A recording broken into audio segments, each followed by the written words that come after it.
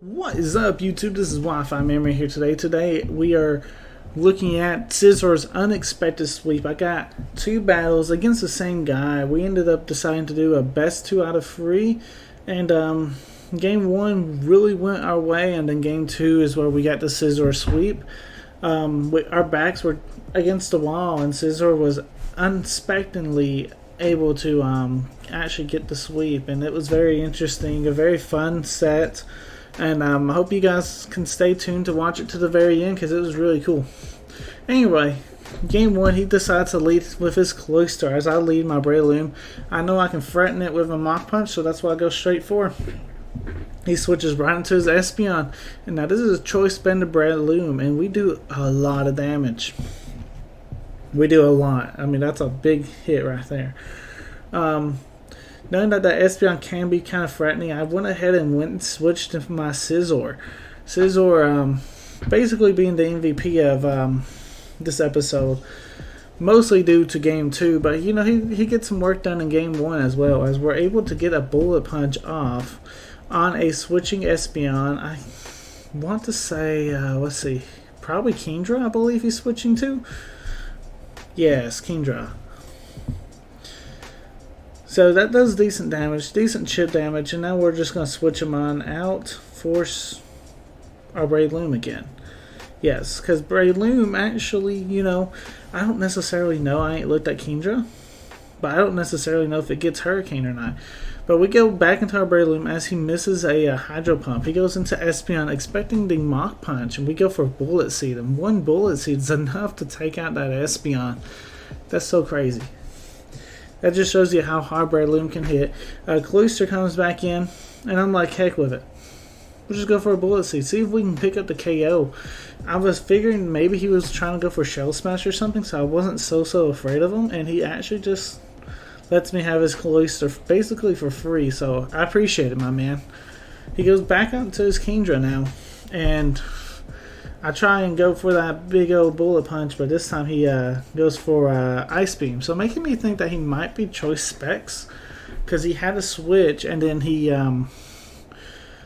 came back, you know, after we threatened with the Breloom. So very interesting there. Brave Bird onto the Kingdra. We're able to knock it out with our Dodrio. I love this Pokemon. This thing worked really well with me and my playstyle, you know, because this thing hits super hard. Right here we do go into our Donphan, expecting the electric attack. I was not expecting necessarily Volt Switch, but that's what he went for, so hey, that's fine. Momentum's on my side, so I said, you know what, I'm going to go ahead and set up some Stealth Rocks, as he's most likely forced to switch here. He goes into this Mamoswine, and that's kind of nice for me, you know, that gives me an opportunity to get Stealth Rocks up, and I really don't want to switch because I'm afraid of the Earthquake that he could be using. So instead, I went ahead and stayed in with our Donphan, and we're able to get some really decent chip off of our own Earthquake. Don't know why I didn't. I probably should have went for Ice Shard, but I was expecting either a switch or that he was going to miss his Icicle Crash. It wasn't going to be that big of a deal.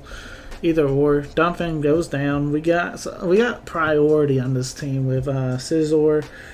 Starmie outspeeds Mamoswine relatively well too, and so that's what we went for. We went ahead, went for the Surf, knowing that it was pretty safe to go for Surf, and he actually switches to Electivire.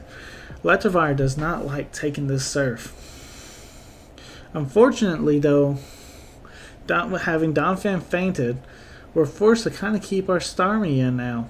So he goes and takes out our Starmie with a Wild Charge, which the recoil is enough to actually take himself out as well. So I'll definitely trade my Starmie for your Electivire if that just kind of keeps me in that lead momentum, you know. We're actually doing pretty well. He goes into his Mamoswine as I go into my Dodrio, and I'm like, no, I'm not fighting that fight. I have Pokemon I can switch into, so I'm going to go into my Scizor, and Scizor's going to have to take a couple of Ice Shards. First one happens to be a crit. We go for Bullet Punch as he goes for his second Ice Shard. Scizor is sadly a very slow Pokemon, and he faints due to Life Orb. I should have went for SD there, but unfortunately I just didn't. He sends out his Metagross. I believe, if I'm thinking right, yeah, this is his last Pokemon. And I just need to get some chip damage and stuff on it, so I went ahead and went for the U-turn play into my Heatran. And really and truthfully, what can Metagross do to Heatran? Not much. This is a little bit of bulkier Heatran, but it does happen to outspeed this Metagross and is able to get a KO with a Flamethrower. So that's good game. Good game. 1-1-1 for game number 1. Let's jump on over to game number 2.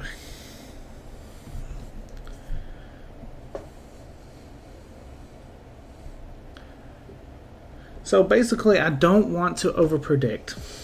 Game 1 went so well my way, I'm going to go ahead and lead Breloom again. His team has to respect my Breloom. That's the number one thing. You have to respect Breloom.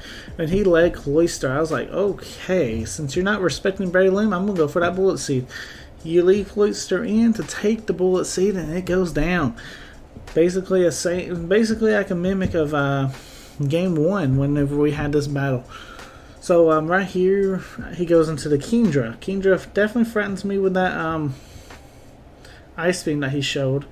Now, I got a few options I can switch into, but I think I decided to stay in as he goes for the Draco Meteor of all things. Breloom will go down. I was basically like, yeah, I could have went to Heatran, but if I was afraid of any over prediction that he could have done. He had me in a pickle, at least in my own head, that those over predictions, I was overthinking it just a tad. But either way, he switches out, and right here our Dodrio does a massive amount of damage. This is also Choice Band, by the way. Hits like a truck. That Electivire did not see that coming. I was thinking maybe we could outspeed him, but unfortunately he outspeeds us. So it makes me think that he's definitely Choice Scarfed in that regard.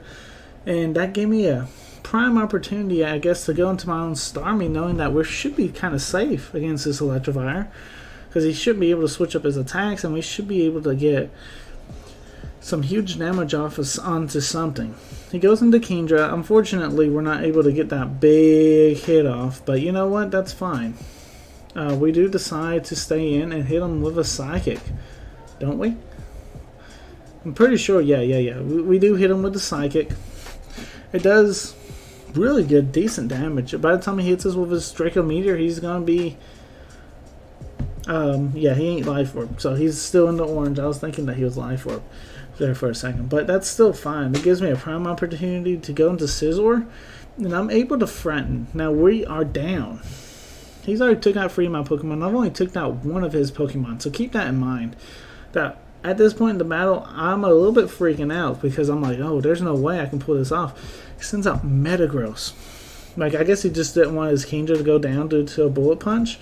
But this gave me prime opportunity, guys. He sets up Stealth Rocks turn 1. I was like, okay, well, that's a free Swords Dance. And I was thinking to myself, what can Metagross do to hit me? He can't hit me that hard. It's going to be a not very effective move. So he goes for Meteor Mash. It actually misses. I was like, oh, okay, fantastic. And so that gave me an opportunity to get to +6 as he's able to hit his second Meteor Mash. But like I said, look, it didn't do that much damage at all. He's able to go for another Meteor Mash as I go for Rock Smash. Rock Smash is enough damage to KO this Metagross, and that's why I like packing it onto the Scizor set. Not too many people have that coverage for Scizor, and if you have it, you can keep your Scizor in and not have to worry about going for a U-turn or something. Right here is basically a Scizor sweep at the very end. He gets a KO 5 Pokemon. All due to Metagross, I believe. I would call it a misplay. I think our opponent definitely misplayed there. I don't even know. I think you should have, if you were, I think you should have not sacked. I guess switched that Kingdra out. You should have let me take it out and then go into something that can fret my Scizor. Which, what would I have been? That's hard to say. That one would be hard to say. But anyway, able to get this sweep off. Kingdra comes back out for the last Pokemon, and we're able to take him out due to Bullet Punch anyway. Hope you guys enjoyed.